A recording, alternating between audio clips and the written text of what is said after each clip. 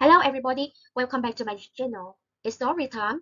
As usual, today I want to go tell you about my story, about my unforgettable experience. I name my story My Urban Voice. So let's get started. I was born and raised in Bình, a province in central Vietnam. It's known for its warriors and unique dialect. And honestly, my my accent were a little bit hard to understand, and because you know what, my I have a strong accent, that sometimes leads to misunderstanding. And the story changed when I moved to Ho Chi Minh City for work and study. If my memory serves me well, the first time I came to a bustling campus, I feel like an outsider. I felt like an outsider. I felt as though I became a shadow that I tried to escape. My roommate, mostly across the country, would often mimic my accent. What did you say? Or I can't hear you are some questions I often received.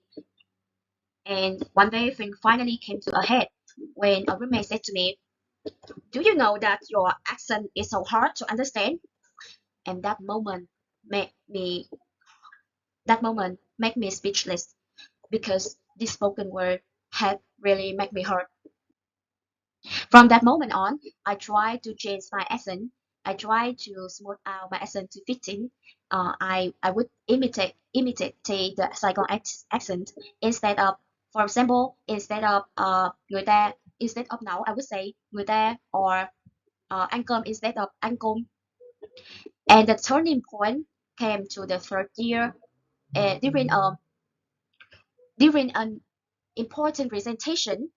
I nervously spoke up in my Bandung voice, but unfortunately, silent in the classroom with my eyes of surprise and judgments on me. And at that time, I feel like my face at that time burned with embarrassment, and it was a shame on me, and I cried like a baby.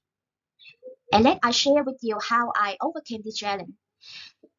At that time, my teacher, a warm woman with kind eyes, came to me, and she said, "That's the most genius presentation that I've heard. Don't be shy." So, to tell you the truth, that moment was like a light breaking down through the cloud.